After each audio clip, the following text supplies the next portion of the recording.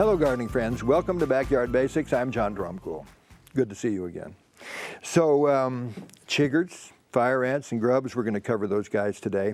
The grub control is done with the beneficial nematodes. We've actually spoken about that in the past, but that's what they're for. And fleas too. When you use the beneficial nematodes in the yard, you get control of the fleas, sometimes for a couple of years. So it has that other purpose, even if you don't have grubs out there. And a lot of people talk about grub problems, but they may not have a real problem. They just found a grub. When there's more than 5 per square foot, that's something to look at then. They can do some damage at that point. But good flea control, and in a year when there's a lot of moisture, you're going to see a lot of fleas as soon as it dries out a little bit. So that's another good thing to be using it for. There are many good sources of information. There are books out there that you can read that have great information about flea control and other alternatives for the grubs. But one of the things that we want to talk about are chiggers. Boy, these guys are a pest in the yard. And they crawl up your leg, and they get in your sock, and they get in your underwear. I think part of the control is don't wear socks and don't wear underwear. It's simple.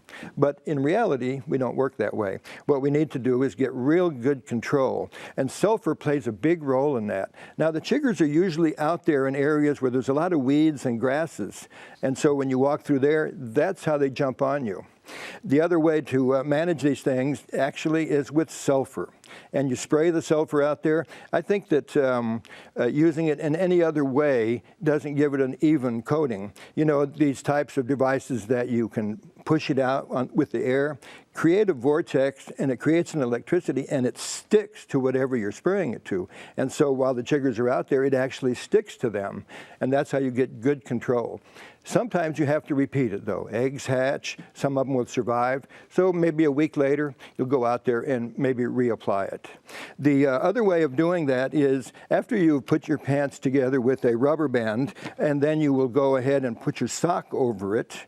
Then what you'll do, you keep one of these hanging around. This is a sock. You put the sulfur in it, and then you bang this around your ankle. You can see how nice and fine it is when it comes out, and that's another good way to kind of keep them away from the body.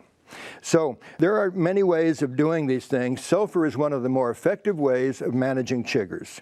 Mowing the weeds, another very effective way of managing the chiggers.